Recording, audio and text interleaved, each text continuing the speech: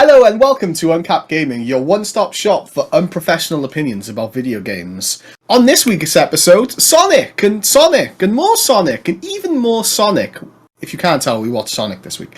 Other than that, we got game releases for May, including Sifu, Vengeance Edition, Trek to Yomi, Evil Dead the Game, and a few others. Square Enix sells Western studios to Embracer to invest in blockchain, the one thing that we all love. Nintendo of America union busting and accused of oppressive workplace culture. And of course, Sonic 2, let's be fair, the one thing that you're all actually coming to listen to.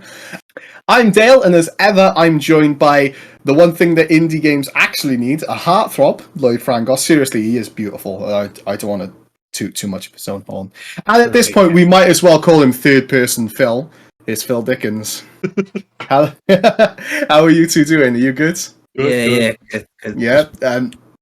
Before we go in, a bit of a social plug. You can find us lurking on Twitter, Instagram, Facebook at UnCapt Gaming. See even more content on our YouTube channel and join our community on Discord. All of which are linked in the description of this episode. Before we get into the heavy stuff, we do need to know what have you two been playing? The important question, you know. You want to go first, Lloyd? Yeah, go on. I'll go first. So it's Going Rogue Festival on Steam this week. So more bloody demos to play.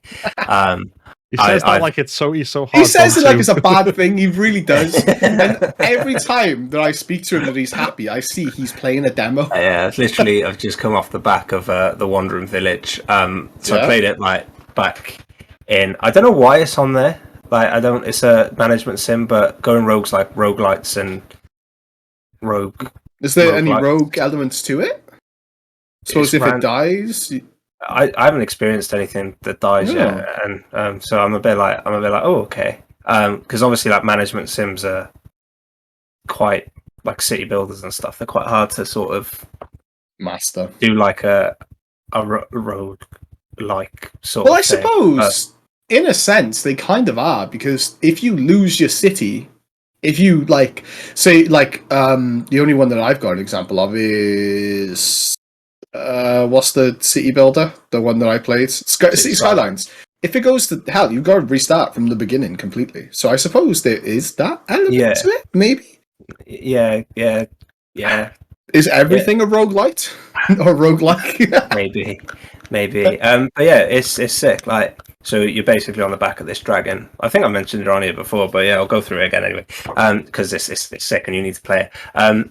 So it's like you're on this back of this like dragon creature, and it like roams across the world, and you go through all the different biomes. And so it's like, do you know, like management, like typically you'd have like rain, like it can impact your crops and stuff. So you get like you go through the desert, you go through the forest. It's like Minecraft in a way. Minecraft city builder. Different biomes. Yeah. And so you do all that, and basically you've got to build up, and you can like send your scouts out and get like new villagers in. You just build this massive village on its back, basically. It's like what's the Pokemon? Torterra. Torterra, yeah. So it's he's kind of like that, and it's so well done, and like even when you zoom in, like the graphics are really well done. It's just brilliant, and sick. So I can't wait for that to come out. I think it's coming out in early access later this year. But yeah, I'm really excited for that one. And then there's just loads of others. There's just deck builders everywhere, because that's the new thing in roguelites now is deck builders. I think I've played about 6. So Nadia's one, Beneath Aressa, which I did a stream on Tuesday. And then there's a couple of like more regular sort of Metroidvanias. I could sit here all day and go through them all, but genuinely, for those listening, if you don't like have him on any like Discord or Steam, I don't know why people would, but like if you ever see him online, whatever he's playing has demo next. I'm pretty sure he hasn't played a full release game in at least a year. Guardians of the Galaxy, yeah. Okay, I'm sorry. Okay, it was an exaggeration. So the lies have begun. The lies. No, I'm so sorry. He hasn't played a full game in quite some time. Have you finished Guardians of the Galaxy? No, because I got bored. Oh, there we go. Oh, there we go then. So it was like a demo. Yeah, the demos are nice. They're nice, compactable. Like you don't have to play them for hours, and they're like half hour to an hour, and you can kind of go back if you want to. There's no pressure. Yeah. I like it. What about you, Phil? What have you been playing? Nowhere near as much as Lloyd, although I also haven't really finished anything recently because I've been playing Returnal, which is bloody hard. I haven't got past the first boss yet, so I've died about probably coming on 60 times at this point, but which I know is like rookie numbers probably, but that's been my main thing, is that I want to actually make some progress with that and get through it and complete the things, because it's a cracking game anyway. It looks great, it plays great, even though it, like I say, it's nails, but apparently like the story and stuff is really good as well, the way it's done and the way it feeds into it. But I don't know, because I haven't got that far yet. So that's my kind of thing with that. The other thing I've been doing is kind of grinding away on factions on The Last of Us, because I think I may have mentioned this before. I'm 3 trophies away from the platinum now. Well, I was 4, because there were 4 online trophies. I got one of them last night. But 2 of those trophies require like completing like what's called the journey from each faction, and the journey is basically 7 weeks, I think it is, or something like that. And but each match is 1 day, so you have to play like 168 matches to get through both sides of the thing. So I'm nowhere near that. I'm on week 2. I'm a first faction, so just like might be a while. So you're on the grind then, the good old grind. Yeah, but I might be able to I might be actually good at it by the end of it. Who knows? I've now actually started to kill other players, even though not massively. I think I get like 1 kill a match generally, and then get killed a lot. But these people have been playing since 2013 or 2014 or whenever, so they've all just like lived in this box of like factions and just like done nothing else. And I'm just coming in and going, I don't really know what I'm doing. Wandering around. Oof, I'm dead. There we go. Fair. But well, hopefully within the next year you get that achievement, or the trophy, because that sounds like hell. Anything that's like you've got to do 100 or 200 or something, I'm like, do you know what? Yeah, not worth. Can't be bothered. I'm not going to bother with you. Then again, I'm not an achievement hunter or a trophy hunter. I'm not generally, but I'm just sort of like I've got all the single player trophies now, except for the grounded difficulty one, just because I'm going to get that, I think, in our play along of the main game, the side podcast, because that's so that I'm playing along with you as well. But other than that, I've got all the rest. So I don't usually go for multiplayer trophy, but the 3 of them, and it's the only thing between me and platinum. So it's like, no, you're going down. That's fair. Well, good luck with that. Good luck with that. On my end is just been Warzone. Like quite literally, that's all I play. I've been on it. What's that? You have like fixations of like 2 to 3 weeks of just the same game. It does my head in. It's like I can't I don't know what it is. And I come off the Warzone hype for a while. Everyone's going over to Apex because Apex is fantastic, and there's me going like, "Oh, goes the bad one." Against the Green Dale. Yeah, but I don't know. I'm watching a lot of CODs. I'm listening to a lot of COD podcasts, so it fits in really well. Have you played anything else? Played a touch of Prehistoric Kingdom, not as much as I thought I would. Yeah. I keep seeing those games, like Planet 2. I'd love to be good at those games, the building and I think like Prehistoric Kingdom is a lot easier to get the hang of. And maybe I think it's because dinosaurs. Yeah, dinosaurs are amazing. Yeah, anything with dinosaurs in it, you know what I mean? But yeah, I get what you mean. It is it's a lot to take in, and I think that's why I'm enjoying the Wandering Village at the moment, because it's just easy. Yeah, management sims, you kind of have to. I mean, I find if I go into something like, not even just management sims, anything simmy. So even with the Sims, when I used to play like that, it'd go in and it'd just be like days would pass, and then I'd look up and be like, "Oh, daylight, what's this?" But knowing that means that before you go in, there's kind of oh, do I want to kind of invest in this, or it kind of creates a trepidation. It's like open world games, but worse. It's just oh, this feels like a lot. Yeah, I get you. You got to invest so much time, haven't you? You just got to learn. And it's like I watch people building, and they just hit all their hotkeys and stuff, and flip things properly.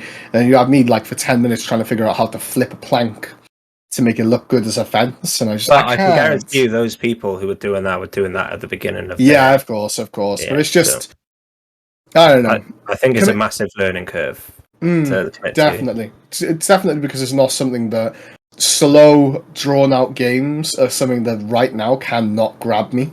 Yeah, so I think because the thing is, I think there's a learning curve in games like COD and Warzone, but because they're so in such short bursts, it's kind of easy to take yourself out of that and not. Whereas you need the commitment. You need to like do the research in the game and. Plus, I suppose all you're really doing in those shooters is you're like focusing on your aiming, and you can like focus on one aspect of your skill at a time. Do you know what I mean? So like for me, mine's movement right now. I'm focusing on movement and being able to like slide cancel around corners properly, stim push people, and just it helps you win your fights, and that stuff you just see gradual improvement. Whereas like hitting hotkeys is a lot different. It just and I think when you're building stuff as well, it's like you don't want that same thing over and over again. So you're not. It's not the repetitiveness of it. Yeah, I get what you mean. But anyway, enough about us. About the news. So how we're going to do today's podcast is we're going to talk a little bit about the news. We're going to, I think, speedrun-ish the news, and then get to what we want to speak about, which is Sonic 2, because it's amazing. I've seen our plan. We put spoiler-free. And that's going to be so hard for me because there's so much that I want to talk about, which I don't know how to not be spoilers, but we'll get to that. We will get the chance to do a spoiler section. We just have to give everyone a warning. Yeah, we will. We will warn because I don't want to ruin it for everyone because it was a really good experience. I went in there knowing nothing, and it was very good. But this is not the time for Sonic. Stop, Phil and Lloyd. We're talking about the news right now. But May game releases. So we have Sifu Vengeance Edition, Trek to Yomi, Evil Dead the game. Trek to Yomi looks really good. Yeah, it's great. Very good. Is it out? Because it's on Game Pass, right? Yeah, it's out today. Oh, okay. Yeah, I completely forgot it was 5th of May. So like, I'm definitely going to be picking that up at some point today, probably tonight. After this. Yeah, there was another big game that just came out as well, like 2 or 3, Loot River as well. That's meant to be really, really good for on Game Pass that everyone's kind of thinking about. I'm not sure if it was a surprise drop, but yeah. Oh, yeah. You also got Sniper Elite 5 coming out, which I played a bit of the Sniper Elite games. They're actually really, really cool in all fairness. Like the slow down bullet time and stuff like that is interesting. So that's probably going to be something again on Game Pass. So I'll probably have a little look at that one. Is there anything you guys are interested in this one? Trek to Yomi.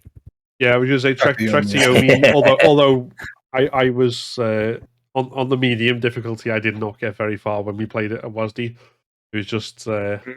It's difficult then, is it? It's yeah. I think the main difference when you slide up or down difficulty seems to be on the parry window, and that's like because if you just hold block all the time, like then your stamina goes and they can break your block because there's a mechanic which is about breaking the block. So you've got to kind of defend at the right points rather than just hold like defend like the whole time. And then attack. So it does require some precision, which I, at least in the short time that I was playing it, was not gifted with. Well, that's stuff that turns into muscle memory, right? Yeah. It's like remember Assassin's Creed with the reversals and the counters, and you learn the move sets, and then I think that's where the diff challenge lies. It's one of those where I think you're going to have to die or like get injured. Yeah, I think it's probably more like Souls than like Assassin's Creed in terms of how the parries work, I imagine. Because although obviously you still have to do it, there's a lot more leniency in Assassin's Creed stuff. Yeah, you just jump out the way if it gets too bad. No, of course. This is the 2D, right? It's 2D platformer, but like open, 2.5. Yeah. That means it's like 3D backgrounds and stuff, right? And people coming off the screen. You can it looks if you looked at it looks 2D, but you can like you can move into the distance and stuff. Okay.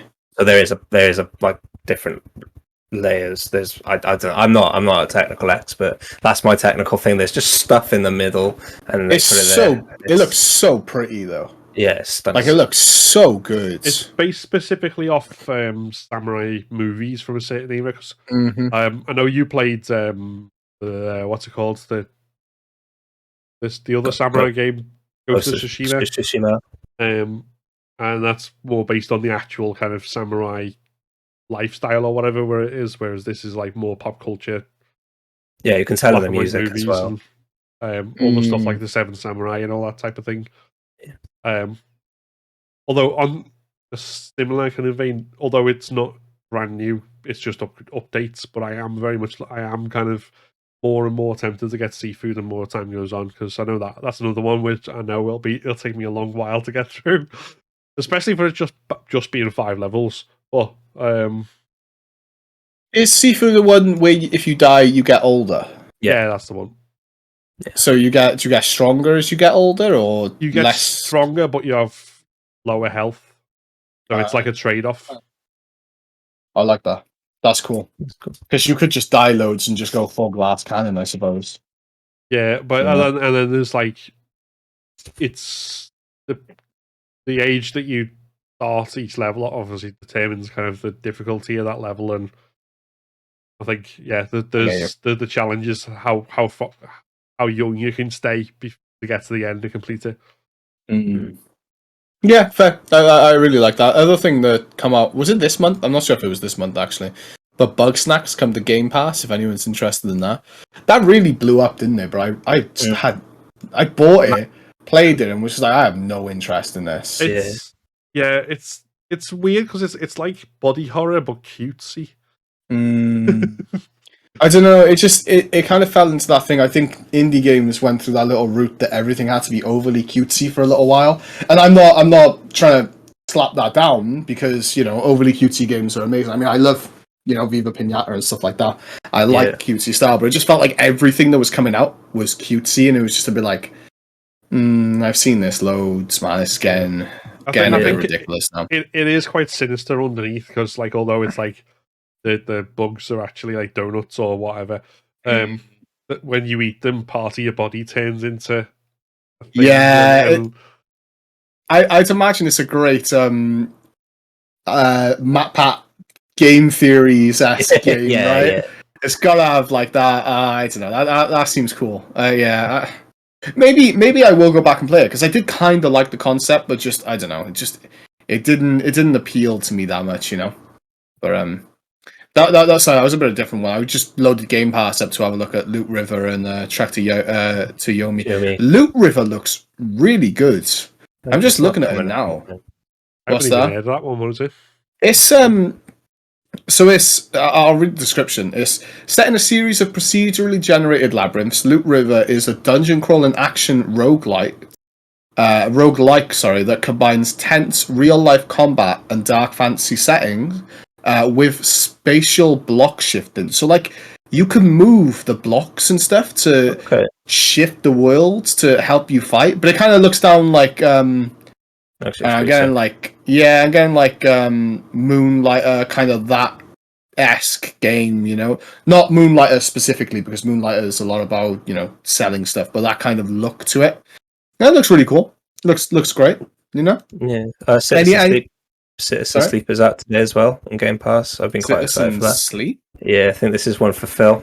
It's set in the ruins of interplanetary capitalism. But yeah, it's bad thing. It's an RPG, so it looks really good. Fellow Traveller are a good roster. There's loads out this month. I think this month is quite a good game. A good month for indie games. There's nothing too thing for me. Just to clarify, Bug Snacks was actually last month. I thought it was this month. Yeah, that's my bad. But yeah, I think there's probably quite a lot of good stuff all through the year, but it's kind of getting overshadowed by everyone focused on, was it because February had Elden Ring and Horizon and Sifu and probably something else in there as well. And then everything else is not so quite big and hyped. It's just there. So it's like But we've also got Yeah. Golf Gang this month as well. 2 Point Campus this month. Oh, Wait, it's 2 Point Campus this month? Yeah, the end of 20th. Oh wait, it's coming out. Wait, it's coming out on Game Pass though. Oh, is it not day one Game Pass? Yeah, I think so. Within next month, the 8th. Oh, I'm is that the confused. No, it's out the 9th of the 8th. It's saying on Game Pass. Oh right, okay. Yeah, I don't think it'd be day one. Yeah, no, that's fair. I mean, it is what it is. Do you know what I'm saying? But yeah. It's... Sorry, go on. I was just going to say, Phil, that We Were Here Forever is out this month as well. So we got loads of multiplayer games. Yeah. So we got the good multiplayer in Golf Gang, and the multiplayer that like proved how difficult me and Lloyd found talking to each other. To be fair, I kept forgetting to let go of the mouse button when we were to push the talk. God, is it one of those bomb defusal kind of games? Not really one of those, but where you gotta one person's got instructions, the other person's got that's cool. Have you seen there was a game that became really popular in the streaming thing, but it was like escape rooms, but you did it like online, and you like went in with 2 people or 3 people, and you were both in separate rooms, and you had to interact with each other and stuff. That's really cool. Maybe there's a space for that to start. Yeah, that is pretty much what We Were Here Forever. Oh, is it? Oh, yeah. Okay. Yeah, maybe that is what it is. You're instructing each other because you can see each other kind of through the. But it's loads of different puzzles as well. It's not just that one. Yeah, so you got to escape. Okay. That's cool. No, fair. I like that. Is there anything else this month coming out that anyone's particularly excited for? It's a pretty dead month for me. I think there's nothing pretty interesting on my end. No FPSs that'll hold your attention for 2 months. Nothing's going to hold my attention. I'm downloading Loot River and Trek to Yomi now, and I'm going to attempt playing them because I need to play some games, man. Like, I need to play some games, you know? But I did one thing I did want to touch on about you brought up like everything's getting overshadowed by Seafood, Elden Ring in particular, I think.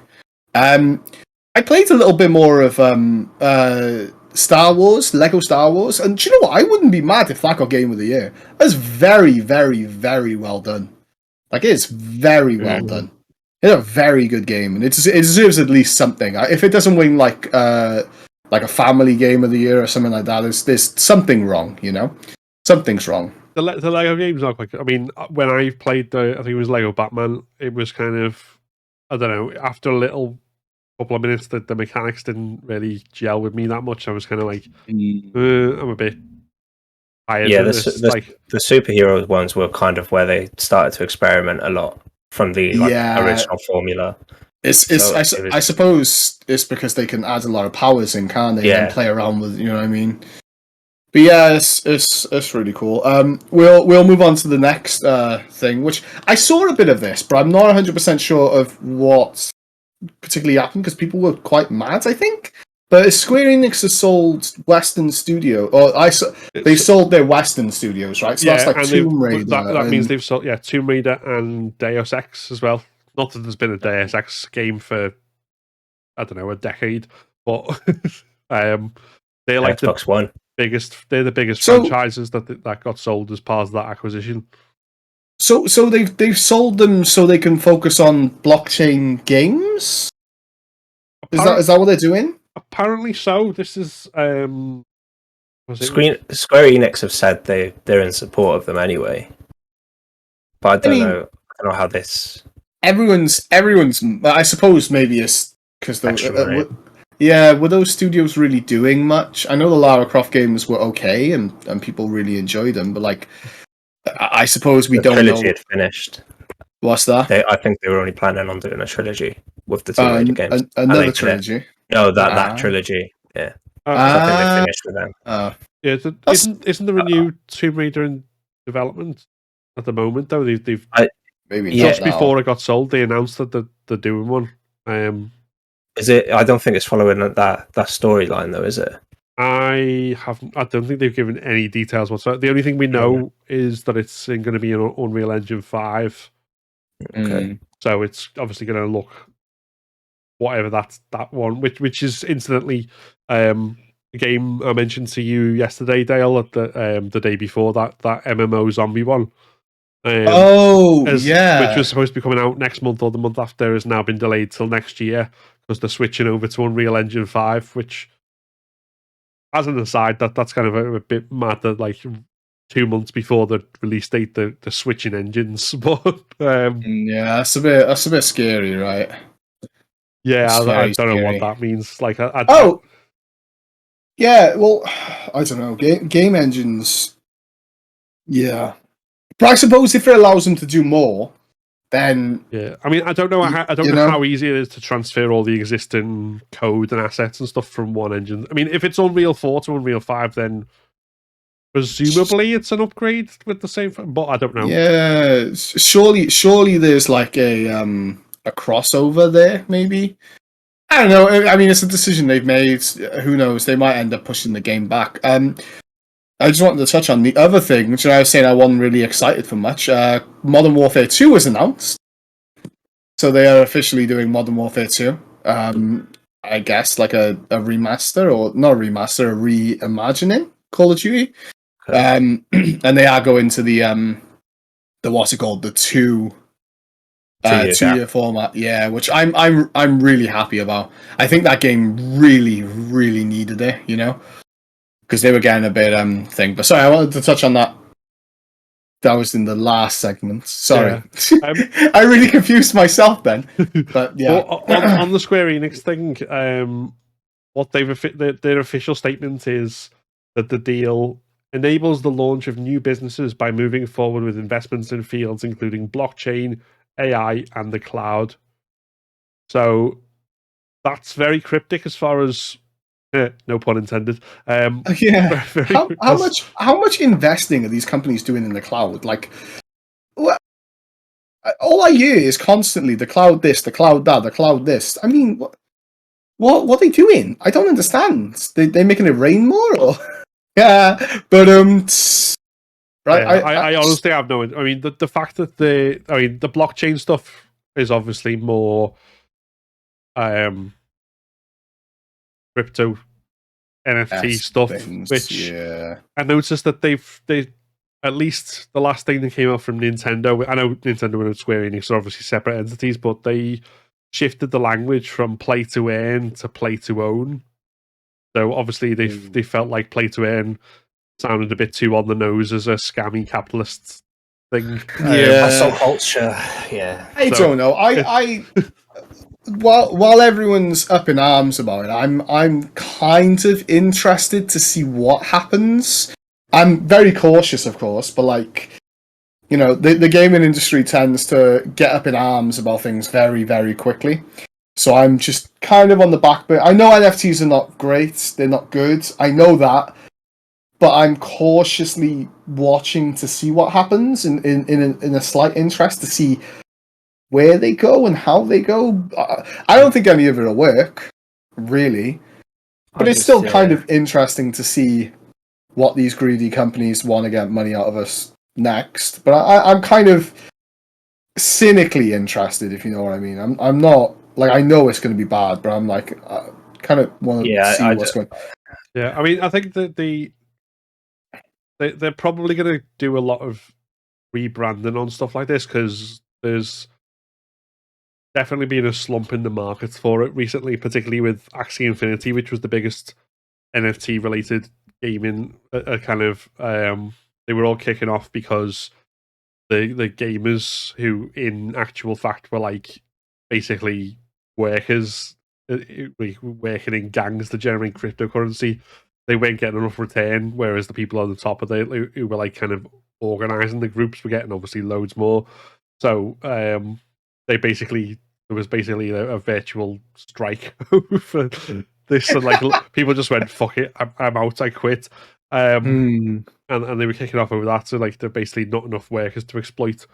So again, I think that's probably where they're thinking from play to earn to play to own, and like some sort of rebranding thing. Be like, no, look, it's not about you doing this under the illusion that you're going to make money from it, and actually the people who in effect employing you, and it just recreates the whole scam of employment in a virtual space so that your boss streams everything off the top while you do all the work. It's actually you're going to own things from it, and then whether that will happen or not is I'm erring on the side of not, because I don't trust any capitalism, crypto or otherwise. But I wouldn't have thought that. I genuinely. I know. I don't give off that vibe. People are just like, I didn't think you were anti-capitalist, Phil. I didn't get that from you at all. I mean, yeah, I get you. I know it's going to be bad, but I am kind of on the air of. I'm kind of just I watch a lot of like crypto scams and stuff like that. CoffeeZilla, if anyone's watched him, incredible because he busts a lot of it, and it's interesting to see what these like crypto bros try to get away with, thinking that they're like untouchable. It's really funny. The funny thing about it is that it's nothing new. I mean, I know lots of people have said that the stuff that like NFTs, we keep coming back to that. That's only one part of it, but the stuff that claims to do technology-wise is stuff you could do without the actual thing that's called an NFT. You can just do that anyway. The technology's there. But even the scams aren't original. It's not like a brand new scam that has never existed before. It's like, it's a rug pull, really. That's what they do, right? Yeah, it goes back to like the days when people went around and selling bridges that they didn't own to people, and that like actually happened. It's just I'm gonna start doing now, just in a coffee shop, turn around and be like, "Yo, I own the Severn Bridge. Do you want to buy it? £20 on a coffee." Now, there's no more poll. That's why I've got a bridge to sell you. Is a saying. It's not because it's like fun. It's because it actually was a thing that people did. Yeah. No, it's. I don't know. Like I said, I know it's not going to be good, but I'm kind of cynically interested to see where they try to go with it. I am genuinely just like, I want to see what's going to happen. Yeah, kind of. Get in on it early because that's when you make the most cash. Do you know what I mean? I'm joking.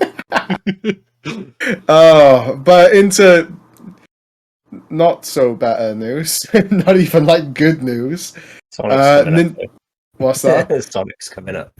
Sonic's coming up, guys. We'll get through this and then we'll start talking about Sonic. But Nintendo of America union busting and accused of oppressive workplace culture. Yeah, so there was a complaint filed to the National Labour Relations Board, which is America's legal thing. I don't know there's not really an exact equivalent in the UK, because we like if our employer was doing something, we go to like a employment tribunal or something like that. But they've got a specific the NLRB, but the complaint that they've been sacking people who talked about joining unions or tried to form unions, and apparently even the former president, because this seems to be specifically Nintendo of America. I don't know whether there's anything about the company more wide, but it seems to be specific to the USA. And the former president of the Nintendo of America even came out and said that this wasn't something that happened under his watch. Like, because it was basically contract. Reggie, right? Reggie was because it was about contract workers being treated as second class and not invited to meetings and all this sort of stuff. And he was saying like, I always made sure I brought them all in and give them time to like talk about the things and include them and stuff and whatever else. But I think because that seems to be the main thing, is that difference between full timers and contract workers. Yeah. Okay. So it's not good news for Nintendo of America. It seems like genuinely every week or every other week we get a new like bad workplace stuff in the gaming industry, and every time we think, oh, this is gonna help out, it's just another big one, and it's just like this is getting so irritating now. I think the thing is that these practices have been in place for so long. And no one's like called about it. Because it's like I'm gonna change the subject a bit here, but at the moment, like the Crawley Town boss, he's just been suspended for alleged racist abuse, and it was as bad as like segregation. But it literally took one. It was like segregation in the dressing room, but it took one person to step up to it and go, "Hold on, this isn't right." And now, like, he's got like 9 people on his case or something. Do you know what I mean? So these things will snowball, and over the next couple of years, we'll see a lot more companies come out about it, and because it's on such a larger term as well, it's not just one club or it's not one company. It's an industry and multiple industries. It's just like we're just going to keep on seeing it. Yeah, I think. The fact that more people are talking about it, it doesn't mean that all of a sudden these companies have got more abusive where they were perfect before. It just means people are more willing to stand up to it now. So no, in a way, it's good news that it's being brought attention very to. much so, yeah. But it's still always like, God, man. Yeah, you just feel for the people that are working there, especially when it's bad and it's hostile workplace and all that stuff. It's just like, I mean, at the end of the day, we're making games, man. Oh no, we're not. They're making games. This is a fun thing, But yeah, money makes it not fun. Yeah, unfortunately so. Well, if I can briefly segue just before we get to Sonic on that last point you made, me and Lloyd are going on a very brief game development course, so we might be able to say that we're making games at some point. Tune in for UnCapt's NFT game, which is just an NFT of Phil going no to NFTs. $3,000 a pop. It's real meta stuff. You'll love it. Trust me. But yeah, I thought I'd mention that because I think that's obviously it's a micro course, so we're not going to be able to do it. But I think it starts of an interest. I think potentially it's really cool. No, I wish you guys the best. I do. Thank you for the UnCapt Gaming Development Studio to kick off. I'll just write the scripts, Well, if we do, we can literally just call it UnCapt Games. All right, guys. These are pipeline dreams, right? It's gonna happen one day. Tune in next episode for the reveal of that game. First, our brand new business venture. God, no one copyright that name, please. We want UnCapt Games. I can't. All right. Anyway. Wait, no, patent it. No, you know what I mean. Trademark. Wait, no, what's the bad thing? They're all bad. The name's already ours. Anyway, we will fight you for it in single combat. 1v1 Call of Duty snipers only. Anyway, while we're all laughing, let's get on to only quick scopes, no hard scopes. Let's get on to the meat or the chili dog of the podcast. Sonic 2. Spoiler free at first. I don't know who wants to start. What did you guys? I know we all thought it was amazing. So who wants to go first? I think this is Phil's. This is kind of Phil's territory, right? I think the main thing to say on this is that I think what I said, I put on Facebook when I got back, was that I wanted to go back in the past and tell my 10-year-old self that this movie was in his future. That's kind of the big thing. Is it's if you don't know anything about Sonic other than you've seen the first Sonic movie or whatever, you can go and I think you can watch that and you can have a great time. It's a great fun movie. But if you know things about the original Mega Drive games, if they're kind of where you invested in Sonic as a character, and there's particularly if like me, there's levels of geekery deep dives into certain things that came out around that time. There's so much there. Pretty much, there's a certain number of boxes that you'll want ticked that you want to see in this movie, particularly as it becomes more gamey as well, but not in a bad way, in a good way. Like the first one, I think, was dipping its toe. Sonic was there, but it was still the real world. Robotnik had a little bit of a silly moustache, but it was. Whereas now it's full on. So there's certain things you want to tick, and I think it ticked every single box near enough. And it was just, I came out of that, went home, and he was just waiting, go on then, info dump on me, and I just basically telling her everything that was in it. I think at one point, I got emotional enough that there were tears in my eyes. I was just oh my god, it's so good. So that's my kind of spoiler-free thoughts on it. Is just it's fantastic as a family movie, but if you're a Sonic fan from the Mega Drive days, it's sublime. It's just honestly pretty much the best Sonic movie they could possibly make, given everything. Also, to add,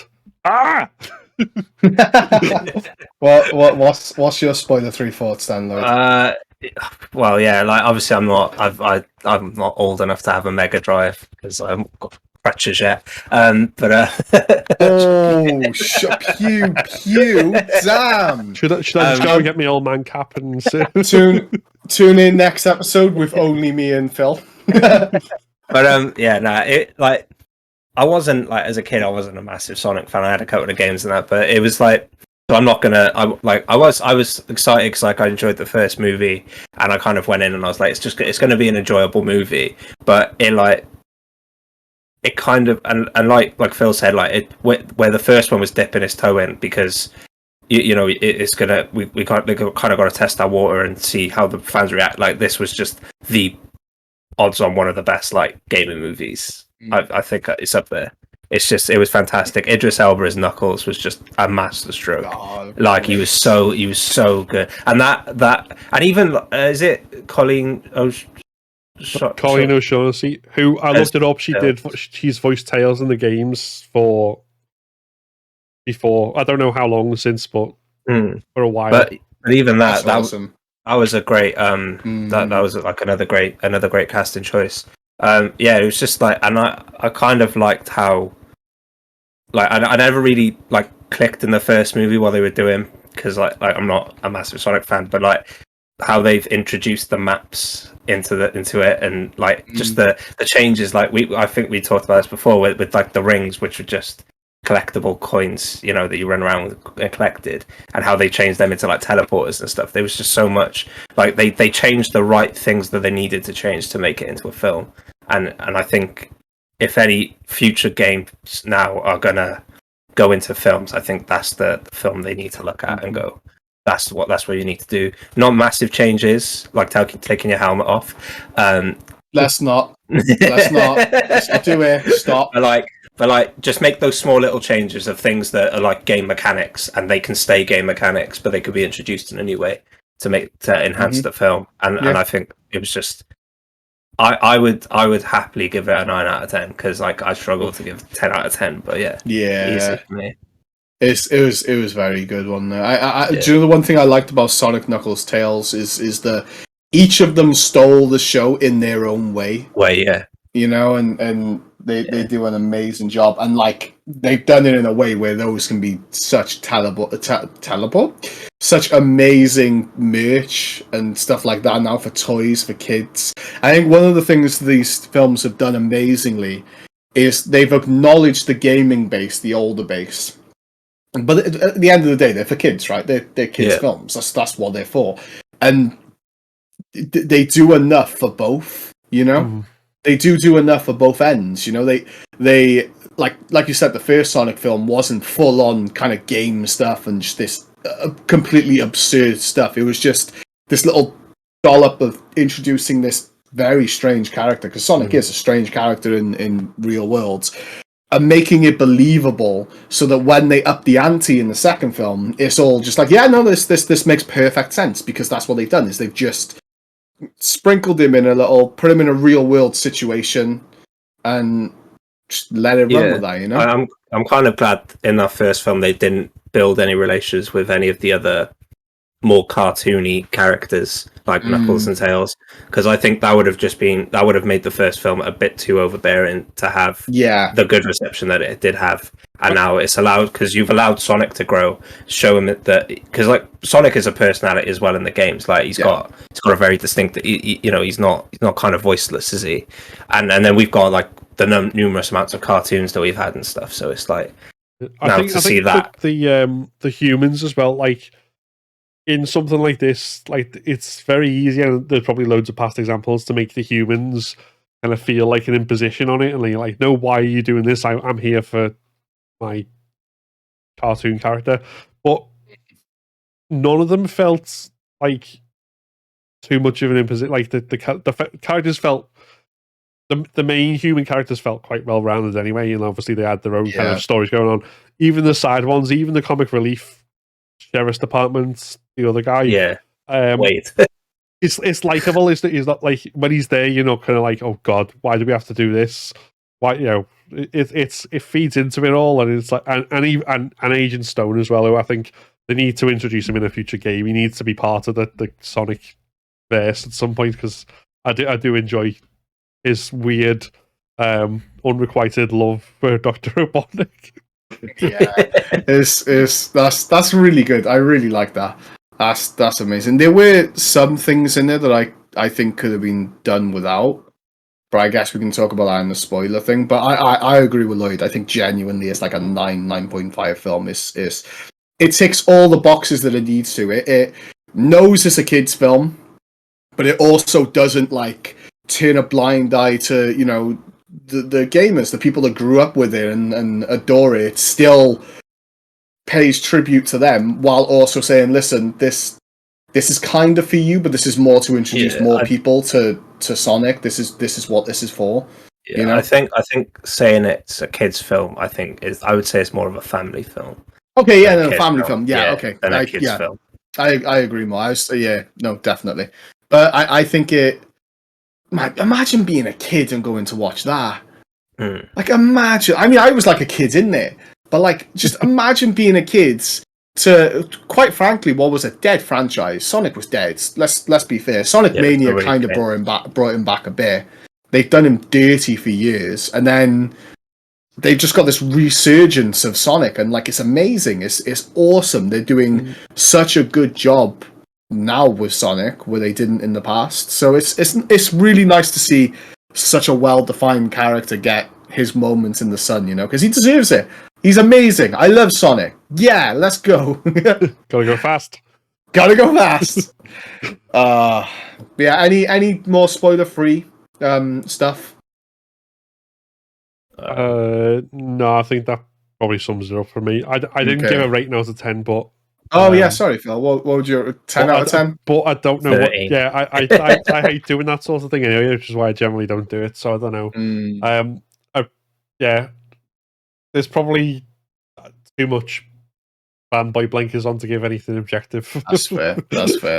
But before we do move on, though, one of the things that me and Lloyd were talking about on the drive home was, I don't know, we were speaking on the way out one way, it was how good the CGI looks. In terms of the real, there were a few moments where me and Lloyd, I don't know, Phil, if you noticed, where it looked a bit. I didn't notice the ones that you mentioned, but again, I wasn't really looking. I think I was probably immersed in like this sort of weird little bubble of nostalgia, and just like That's fair. If you'd have turned to look at me instead of the film at one, you probably would have just seen me like this.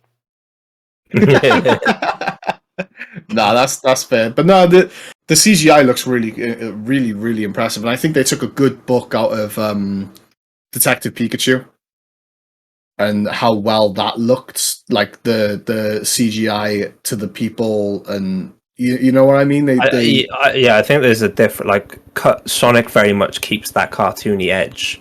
Whereas I think Detective Pikachu tried to almost go realistic. It couldn't completely remove it, but it almost did. Yeah, no, I get what you mean. I suppose they did attempt to cut that cartoonish with the first iteration of it, and then listen to fans where they were like, "Yo, that's that." That more cartoonish in a bad way.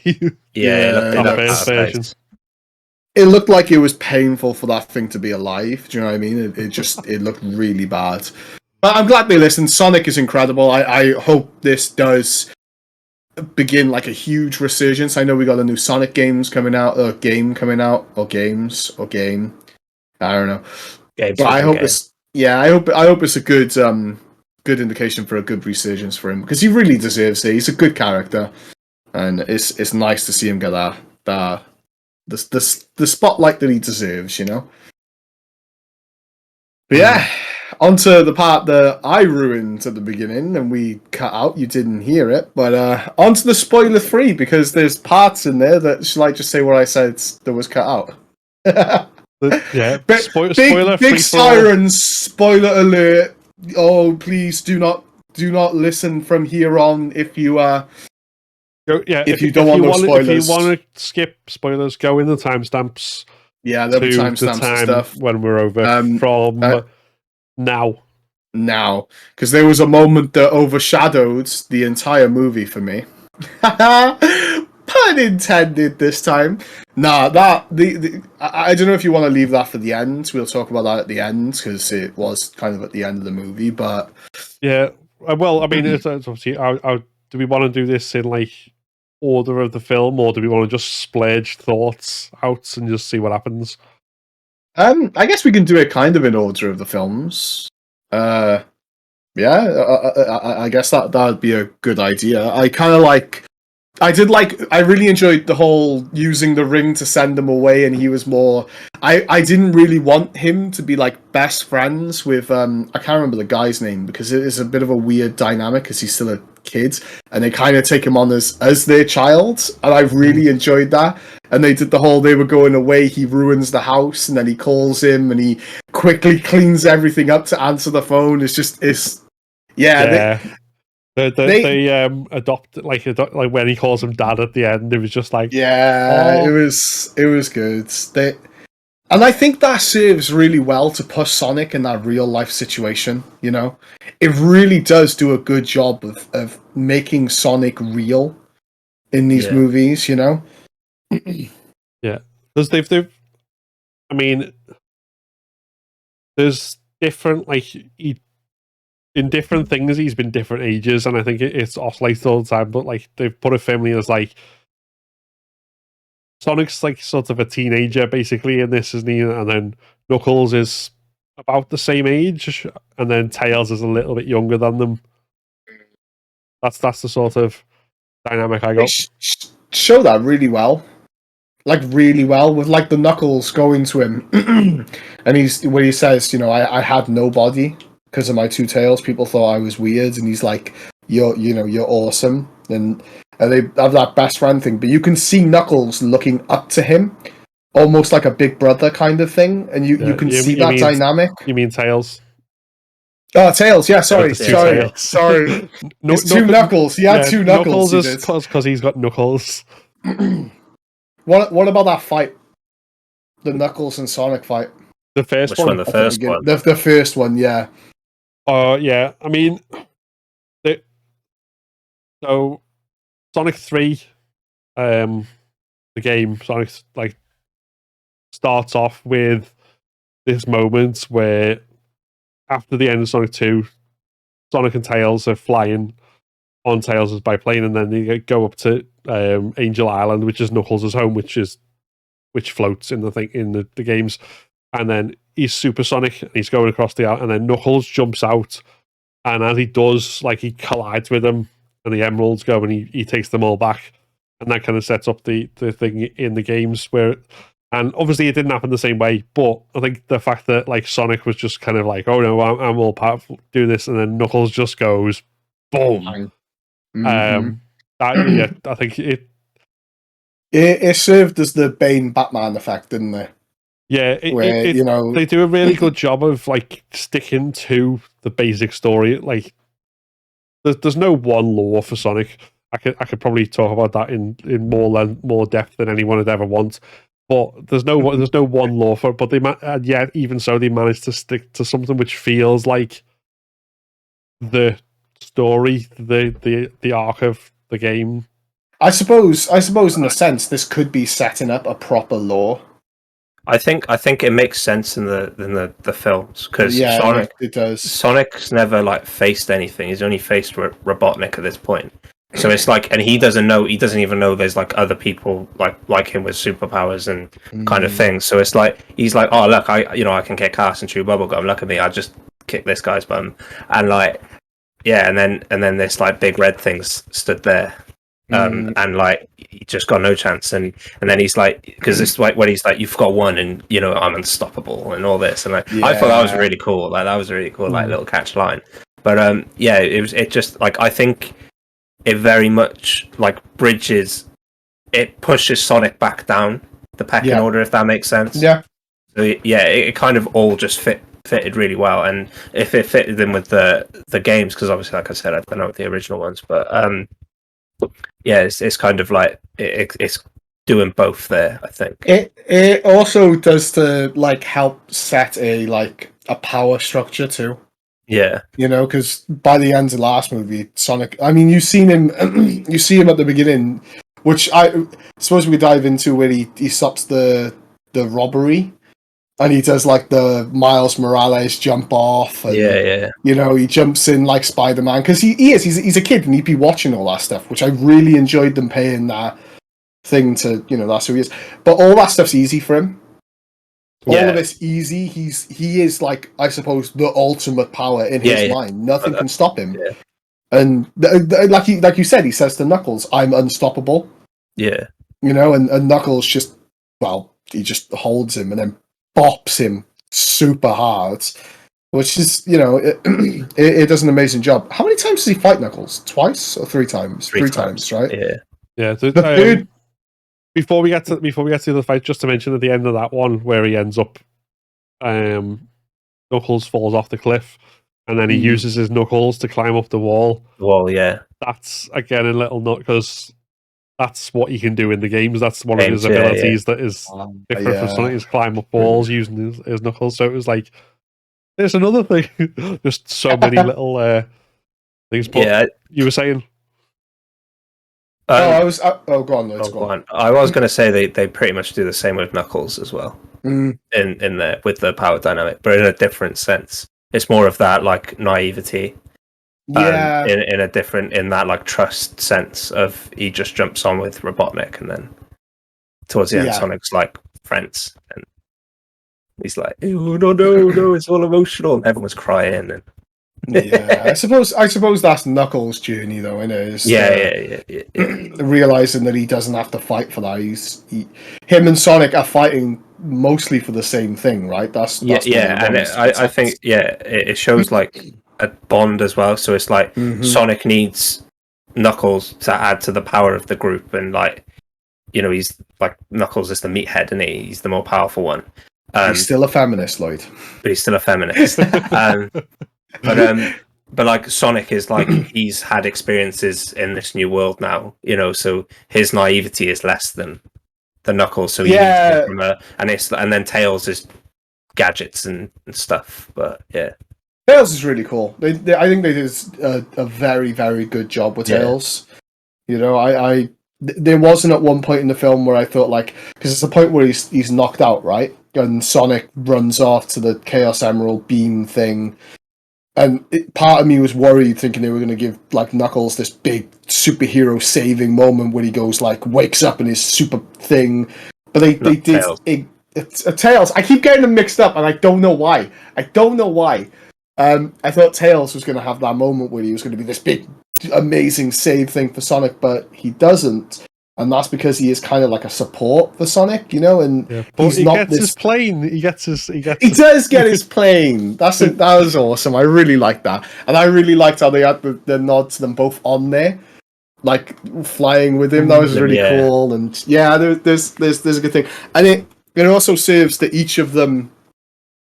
Well, they flash each other out, right? You know, like Tails is the plan. He's the gadget guy. He makes the plans. Like, and you see Sonic do that. He's like, I don't have a plan, Tails. What are we doing? And he instantly trusts him. He knows that he's going to come, and he has the plan. And as soon as he says it, Knuckles follows him, Sonic follows him. They both know exactly what he needs to do and know their strengths. Like, where Tails is like, you need to be the distraction. So he just literally goes and winds Robotnik up for a bit. Oh, Sonic say that. Wait, Sonic says I'm the weak spot. No. He says we need to look for a weak spot. That's the plan. And then Sonic's like, I'm the weak. And then Sonic's like, I'm the weak spot. Tails says I'm the distraction when he's inside the Death Egg robots. Knuckles is like the groin. And then he's like, stop saying that. Stop saying that. I tell you what, Knuckles is. I think Knuckles was probably my favorite. I think it just helps like delivery between kind of really dead serious, hard as nails, tough guy, and completely naive to how the world works. With like that balance there was just brilliant. It's when he's playing baseball at the end. I am having the fun. It's just so funny. Sonic, they have sprinkles. It's just it's really good, man. One thing really confused me though. when we're jumping a bit, I think this is, instead of following order, it's really hard to do because everything's sporadic in my mind, and I imagine both of your minds too. Yeah. After me saying, should we follow the order? We then yeah, just left all over the place. Things come into me in different orders, but when Sonic goes supersonic and does all this really cool thing, and then summons a chili dog from the sky, he sends the jewels up into the power gems or whatever they're called into Chaos the Emeralds. Air, right? The Chaos Emeralds into the air, and then Knuckles repairs it on the side, and it was just like, I don't. What happened there? Because it looked like he shot all that up into the sky, right?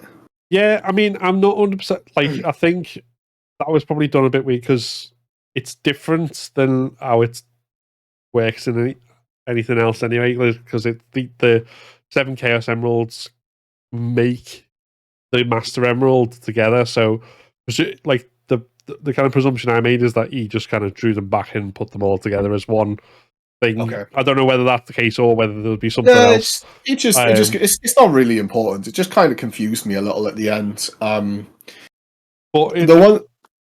Oh, sorry, go on. Yeah, but like, I think that kind of feeds into, again, loads of little touches where they've done like nods and Easter eggs to the games. So you could like, at the same time, some of they haven't just done that. Like, as far as in my mind at this point, this film is effectively an adaptation of Sonic 3 and Knuckles.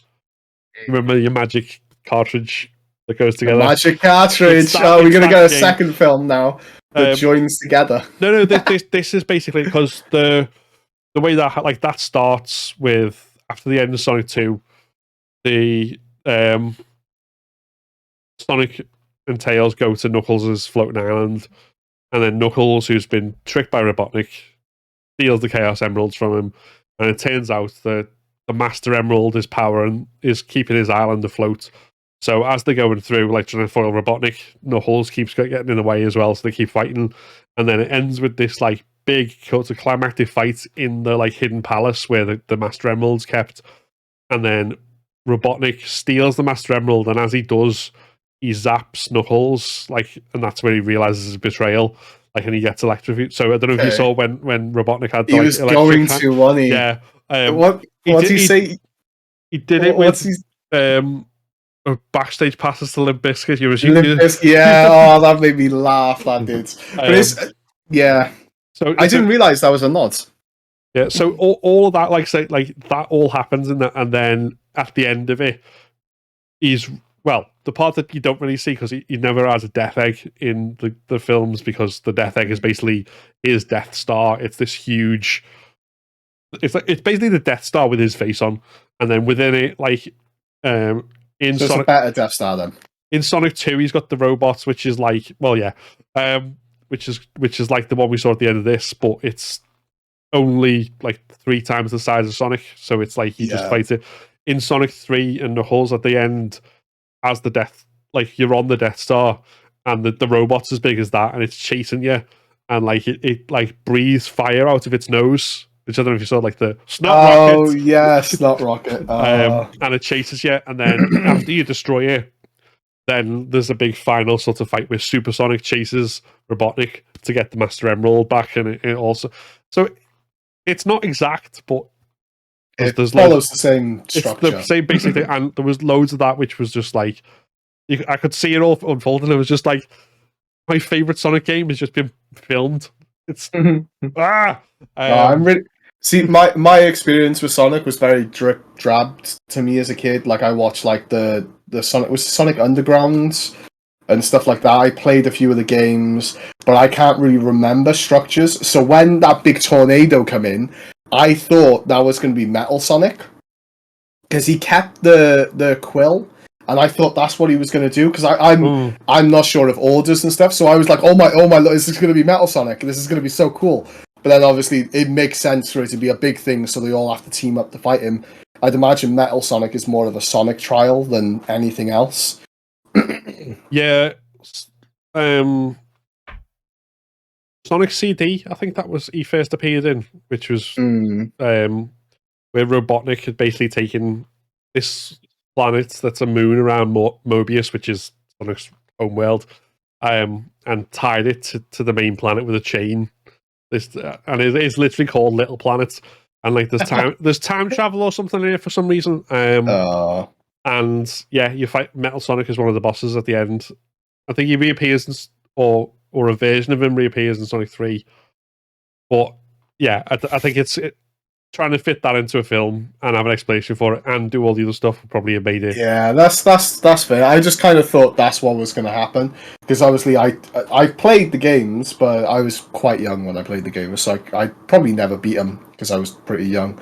But yeah, I'm probably revealing far too much about how I spent my childhood and the one thing I was going to say that I really didn't care about was the whole wedding and that side plot line. I just didn't know why they yeah, I didn't really care for it. I kind of understand this kind of that running joke of I honestly don't know their names and I really should know their names, but the guy upsetting his sister-in-law kind of thing. But I just didn't think it was good that they set it up early because then it kind of worked. But I don't know. I didn't really care for it, and their whole love between the two, where he was faking the love on her, but he actually fell in. I just didn't. Yeah, I don't really like. That part was a bit weird because I found the rest of it quite funny. Like when she's trying to kill him and stuff, I did laugh. Like it wasn't necessary to the plot. It could have ended with the wedding being the ruse to capture Sonic. She's upset. They go off and rescue Sonic. That's kind of the end of it. Like, and I don't think anyone would have cared. Yeah, it kind of felt to me like Shima Moore must have turned up at audition and they went, "Oh, holy shit, Shima Moore's here. He's quite well known. Like, he needs to be in it." Like, that's how it felt. Yeah. Like to me, it just felt like they've got someone with a bit of clout about him, and he's just they kind of had to fit him in somewhere. And but the other thing, which I don't think was intentional at all, because I don't think that this is like very UK specific as far as context, but there's a whole thing been going on for quite a while over undercover police officers and women who've been basically tricked into relationships with them, and it's gone to court and all sorts of stuff. So I did think at the idea that's basically what this guy was, and then she kind of forgives him at the end and they fall in love anyway. Felt a bit hackneyed given that, but again, that context is something that I know from UK politics and not necessarily something that the directors of this film would have any idea of. It just kind of my awareness of it just went, okay. Yeah, there was a bit of a joke that I felt was a bit close to the current news. The Robotnik one. Yeah, where Robotnik hits his. I'm really bad with names, but his assistant. He's like, oh great, now there's going to be a workplace violation, hostile work environment thing. It got a little chuckle from me, where I was a bit like, oh, that was a bit. That's very Jim Carrey though. It's very Jim Carrey. I did like that though, because I do like the idea of like presenting bosses as basically megalomaniac idiots like Robotnik. Can we segue this onto how good Jim Carrey actually was? Honestly, I would have just watched that film if it was just Jim Carrey walking around like that doing stupid things. Like he's so funny. He very much played Jim Carrey, but it works. It worked well. It's the energy he brought to it as well. Like, there's no way like.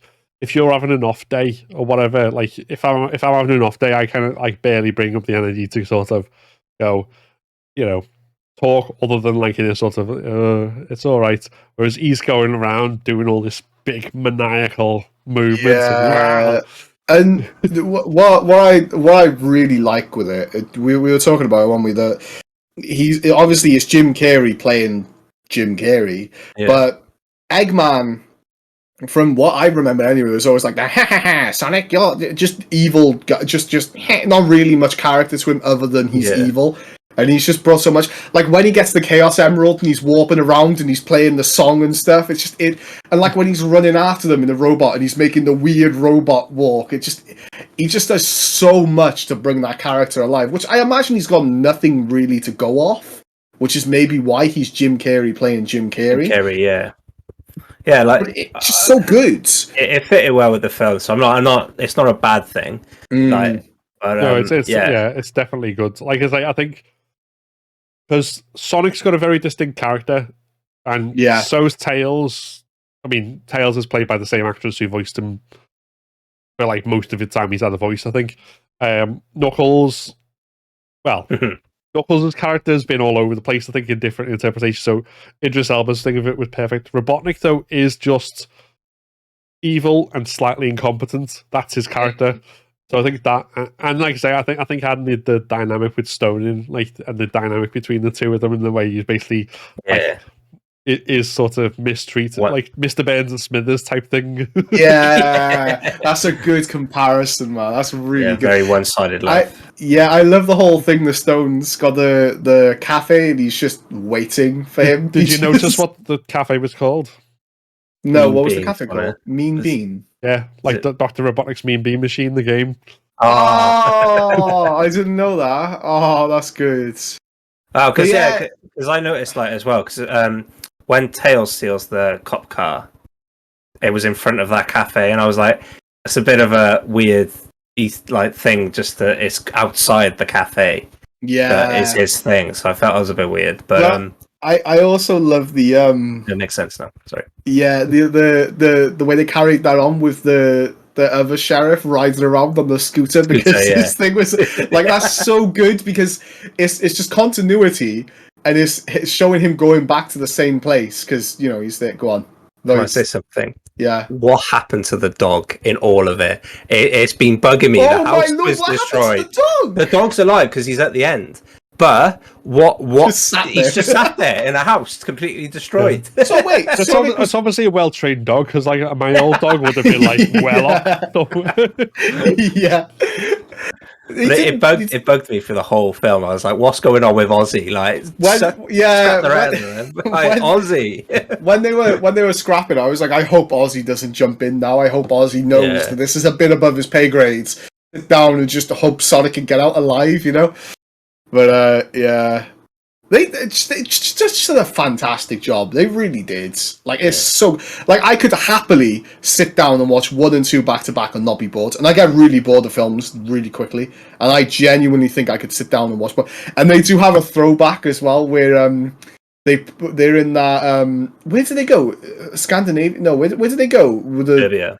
Serbia, and they're in the bar, aren't they? And they pull the stuff off them, and Sonic does the whole meow. Great little throwback. Just I don't know. They do a fantastic. I mean, that was like the most absurd thing I think I've ever seen in a film, and it like the dance off. The dance off was. Why is this happening? But I don't care why it's happening. This is great. Yeah, there was a moment where I was like, this is really not necessary. It's funny, but not necessary. And then it did the whole like bonding with Sonic and Knuckles. There was. Sonic's this tail. Why do I keep saying that? Right. It's because the game's called Sonic and Knuckles, right? Foxes and echidnas are different animals. No, what is an echidna anyway? I don't even know what an echidna is. Spiky anteater. Oh, okay. But it did a good job of like Tails and Sonic getting into a really bad situation, and Tails trusting Sonic because he's overconfident and just following his leads. Because he kind of does see him as that superstar, don't he? He says, I've been watching you for ages. Kind of creepy. And the whole... When he says, even in the shower, he goes, trick question, Sonic likes bubble baths. That was funny. That was really good. But it did a good job of showing their bond. Because at the time, they were just, come with me, and there was nothing to it. They were just with each other out of circumstance rather than... being friends, and that was a really good moment to bring them together. It was really funny though. It was actually because I thought they were going to duel them or fight them or something, and it turned out to be the dance off, and I was like, yeah, this is good. This is really good.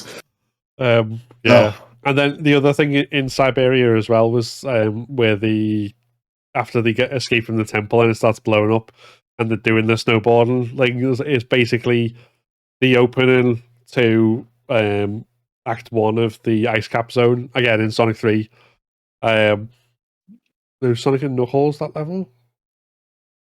I should know this. It's been ages since I played the game. Well, it's Sonic and Tails. But it's in Sonic 3 and Knuckles. It's somewhere in that game anyway. Yeah, no, it very much like it's just. It was really good. It very much adds Sonic Rider feels to it, how they were pulling the board out and stuff. And I love how Knuckles followed his lead to chase him as well, just smashed in. It shows like his. Again, both of them willingness to follow Sonic. You know, he's been there forever. He's kind of teaching them, not forever, but he's been there longer, and he's teaching them the ropes. And it's not a it's the Winter friendly Soldier. teaching them the ropes. Yeah, oh, that was the jokes. Sonic's jokes were just chef's kiss, because you can tell he's just a kid of the time. You know what I mean? He's watched all these films. The whole Blue Justice. Where he's up doing the like Batman thing, it's so good. He is a kid that's got superpowers. That's literally what he is. He's just a kid with superpowers, and they do that. They show that very well. I think they did really good. The voice acting was phenomenal.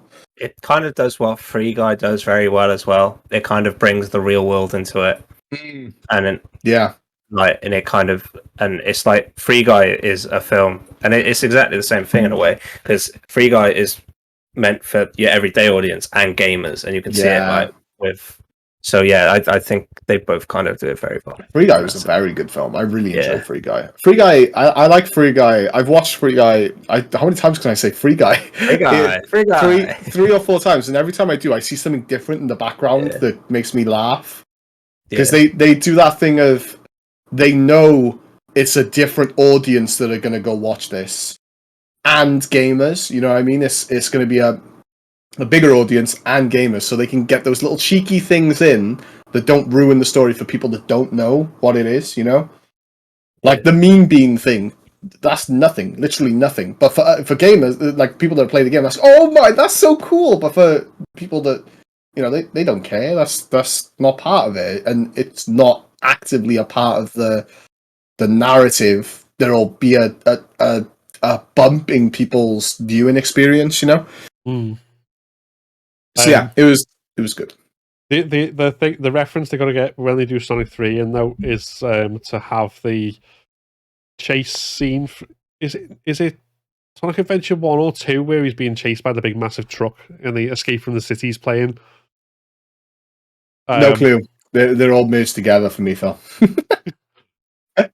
But yeah, that was one of those like sorts of things. It was recreated in Sonic Generations as a level as well, and you're basically running through like a city which is basically like, I want to say San Francisco. Is that the city that's slopey?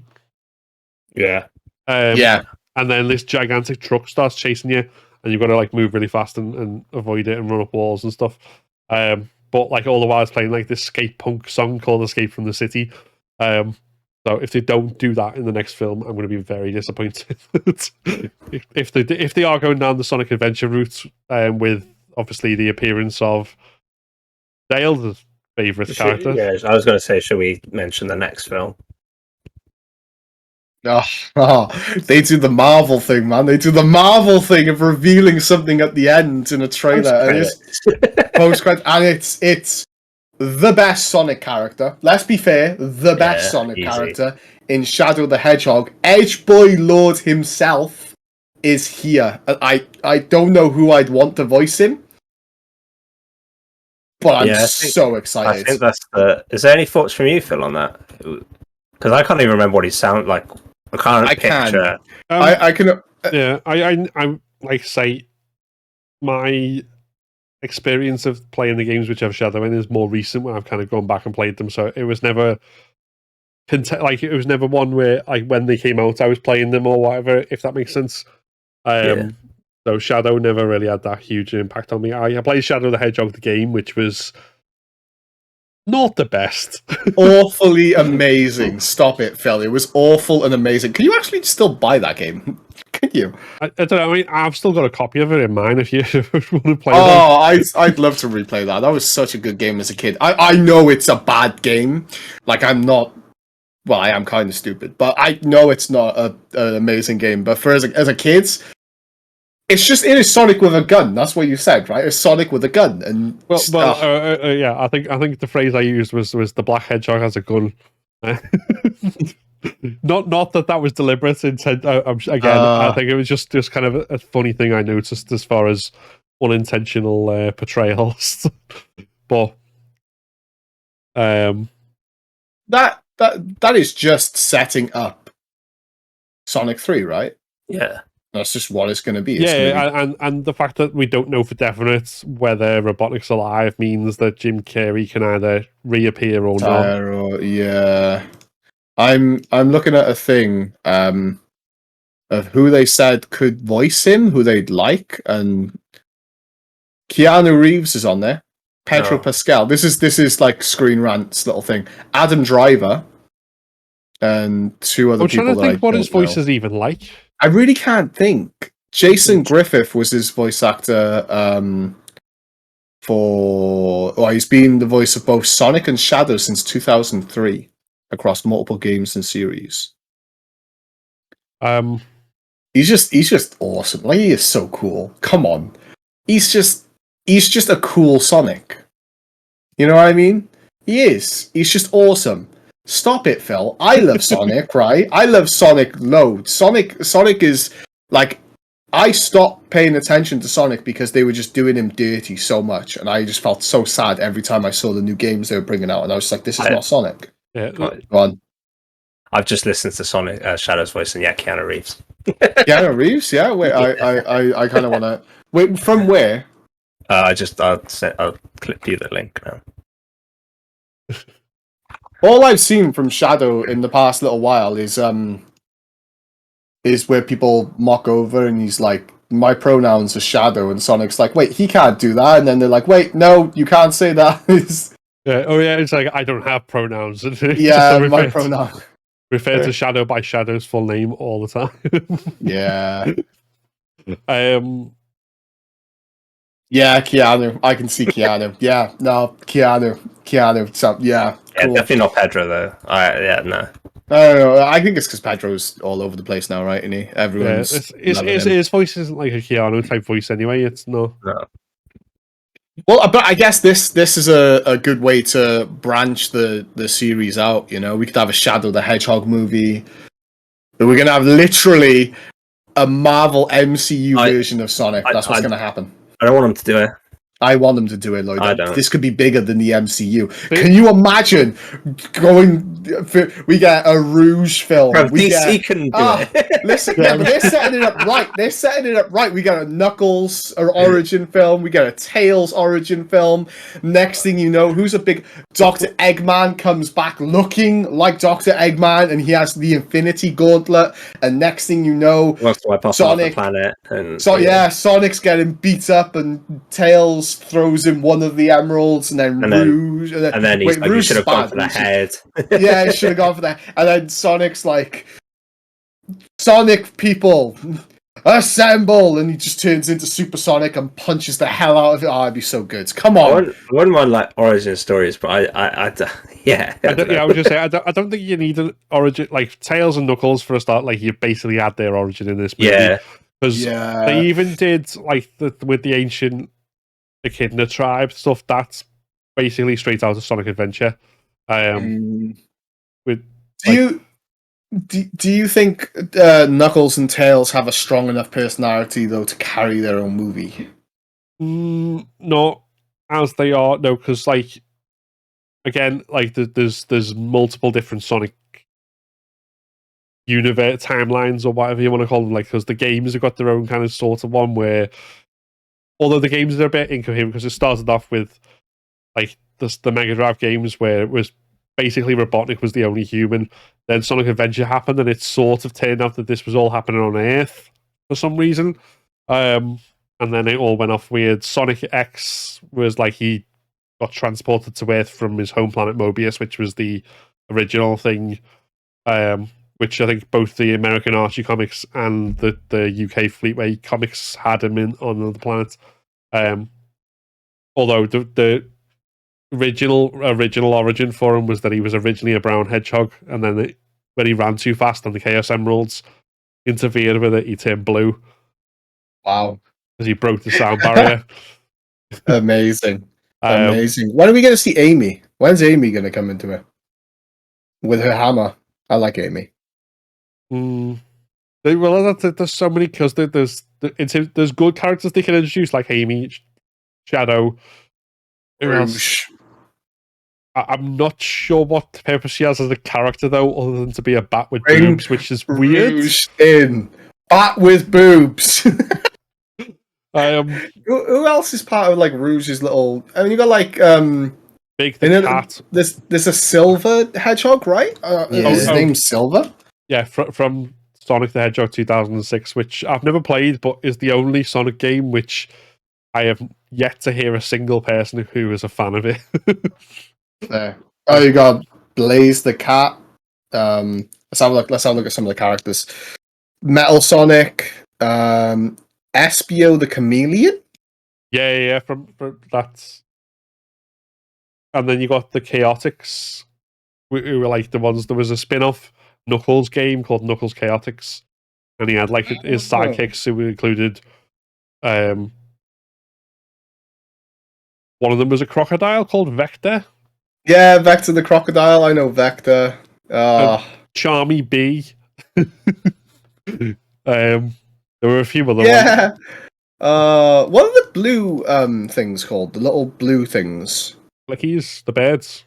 No, or is it just one blue little thing? I don't know. Oh, the things in Sonic Adventure that you can like that they're basically like Sonic's equivalent of or something, right? Things from Final Fantasy that you breed. Yeah. Chows. Like Chows, that's the ones. I clicked on Big the Cat, and the first people also ask is, why does Big the Cat exist? Oh, jeez. But let's not let us drag on too long, because we could talk about this all day, genuinely all day. The only other thing I want to say is that, like, my main experience of Big the Cat is Sonic Adventure and him going, "Where's my froggy?" and making you fish for fucking 5 hours, and he can fuck off. Let's not talk about that. I even remember that. Yeah. It's engraved, I think, in everyone's mind as one of the worst mini games. Let's not go into that. It's a happy podcast. Well, other than the news, the news wasn't really happy. But honestly, recommend everyone go watch this film. It is genuinely fantastic, and it deserves all the love that it's actually getting. Yeah, if you want to deep dive into Sonic lore, because I avoided. I think I've managed to restrain myself quite well, but I'll put. Phil's just started up a new channel. No. What I might do, just Phil out of the interest, Hedgehog. is I'll put. There's a link because every single one of the UK Sonic comics is online. I'm going to ignore that. So I'll put a link if anyone wants to read them. Great. He's Sonic colours, isn't he? AK black and red. Shadow, sorry. Oh! I'm just doing your branding for you. Anti-hero. Damn. But yeah, the comics are online. You said you're going to link them? Yeah, because they're worth a read, because they're very different.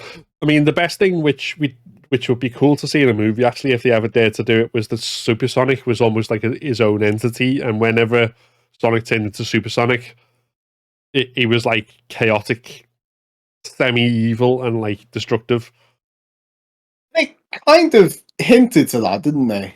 Mm. When Knuckles was like, "Don't go near him. He's not the same person." Yeah. And at one point they separated Sonic from Super Sonic, and the two of them fought, which was cool. Yeah.